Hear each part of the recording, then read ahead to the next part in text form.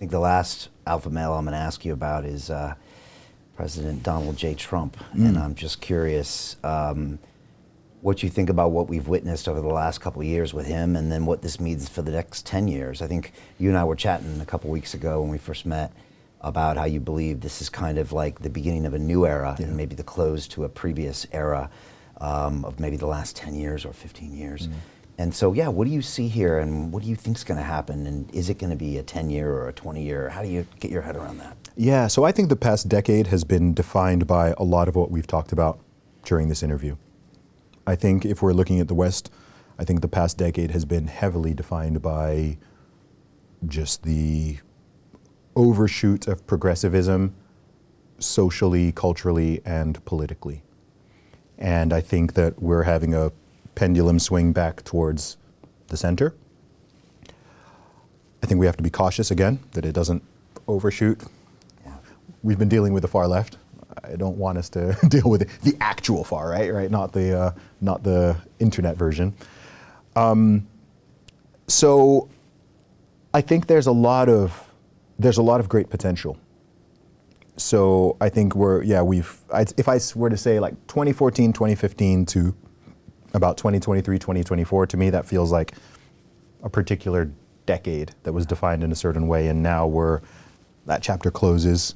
I think there was a massive pushback against it towards the end of last year. I think the Trump victory politically, both the electoral college vote and easily winning the popular vote, the American people really spoke up and said, no, we don't want to continue down this way. We want to take a different path. We tried that other path, right? We tried the other path, and then it's like, no, actually we want to go back on this track. And so there's a huge amount of potential. I think that the USA, and therefore perhaps the wider West, has an opportunity to return to what I would just say common sense. Some people might call it conservatism. I think before it's even conservatism, it's just common sense. Let's just come back to no more mass censorship.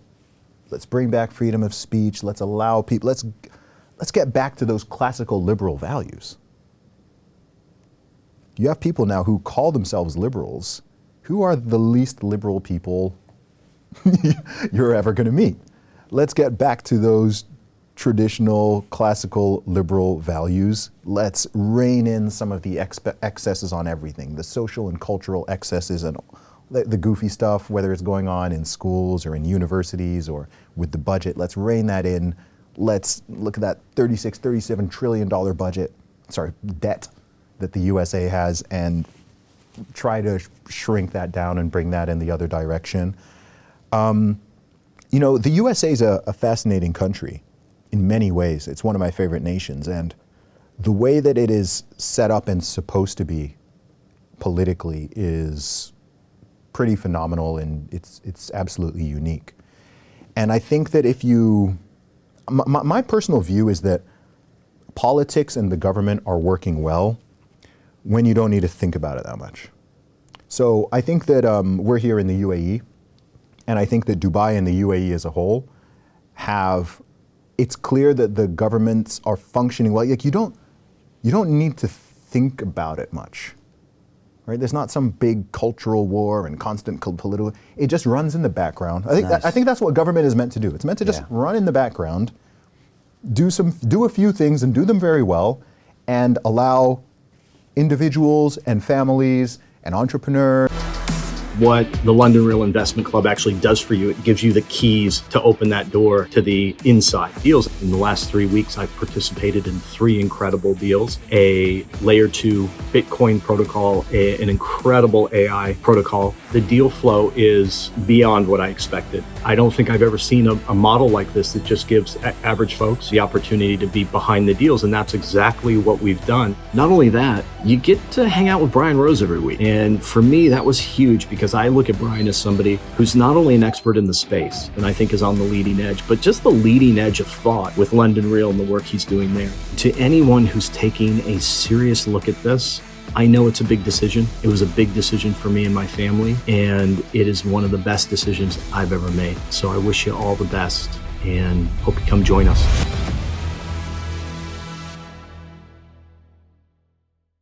and people to flourish, not impede your ability to look after yourself and look after your kids and look after your family and pursue education and pursue jobs and hire people. And that's where the government doesn't make things.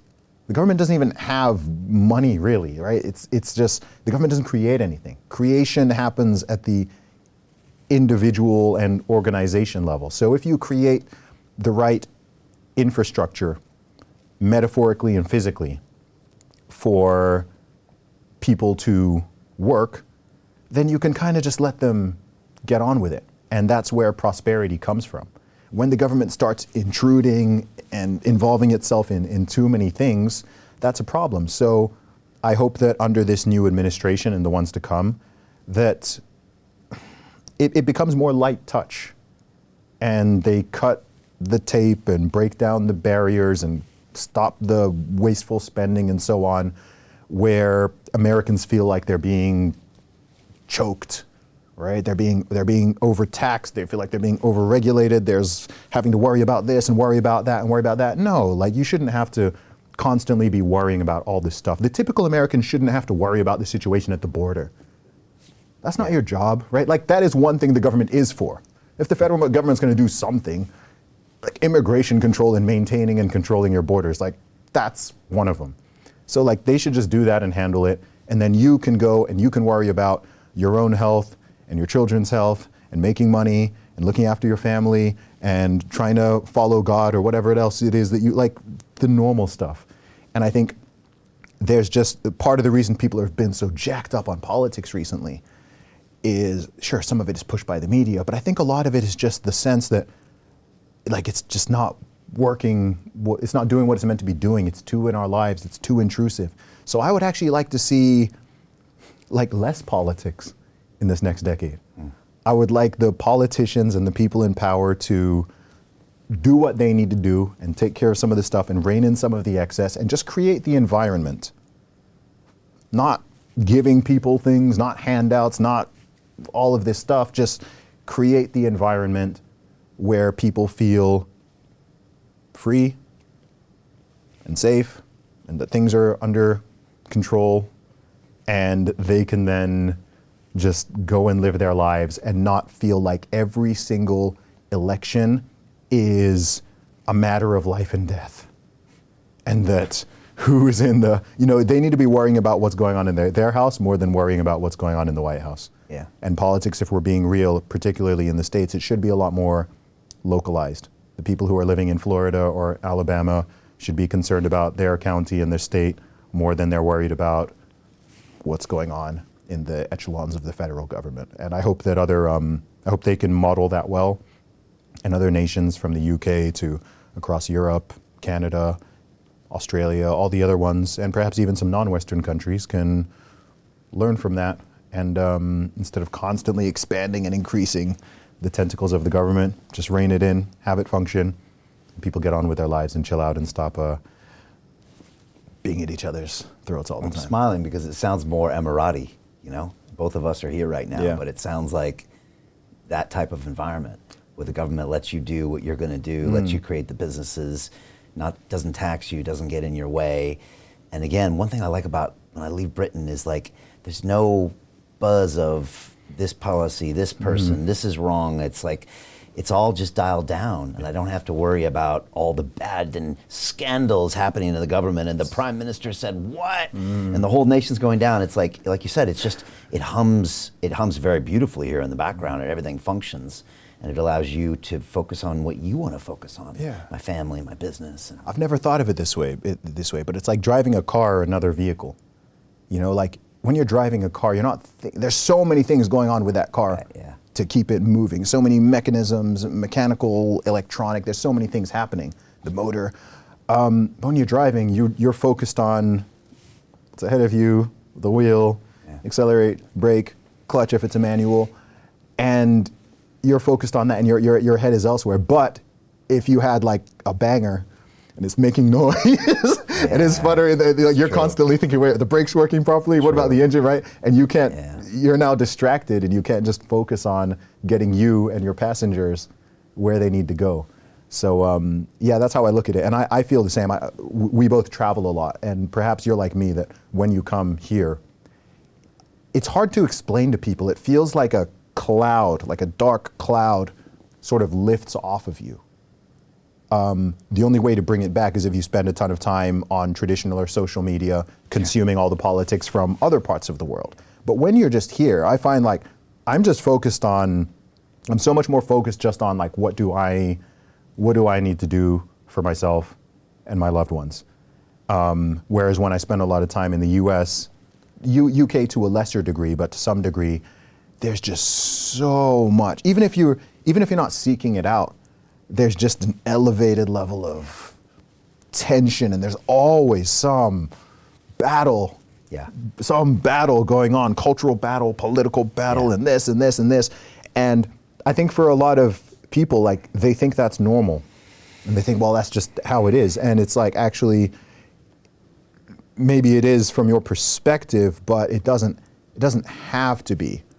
There are places, I don't think Dubai is the only one, there are places where actually you don't even think that way. I would imagine that even in more rural parts of the US, I don't know, people who live in rural Wyoming or Montana, I'd imagine like they probably feel a bit more kind of like we do here, where it's just like, yeah, like we're good. I'm just minding my business and looking after my family and doing my work, and I don't feel like I'm being intruded upon too much. But I think particularly in the big cities and maybe more of the states that are more kind of battleground states, there's that constant cloud and there's that constant tension, and it's just, there's different layers where people are pitted against each other. Yeah. There's the left versus right, you know, the blue versus red. There's the, there's the racial thing that's kind of in the background. There's the gender war stuff happening in the background. There's just, I don't know, it's too much. It's too much. And I think this is completely unscientific, but I think it's a factor in the whole mental health crisis. Hey, I know investing in crypto is scary. It takes a real leap of faith because there are so many scams, rug pulls, and bad actors out there. It's a dangerous business, which is why 95% of people lose all their money. Well, that's why I created the London Real Investment Club, so you can access the hottest deals on the planet and use the crypto bull market to create the generational wealth that you deserve. Join my team of over 100 people from around the world that are making millions of dollars behind the scenes investing in blockchain, AI, Web3 games, DeFi, Bitcoin, and more. Don't miss out. Click the link below to book a call with one of my team now.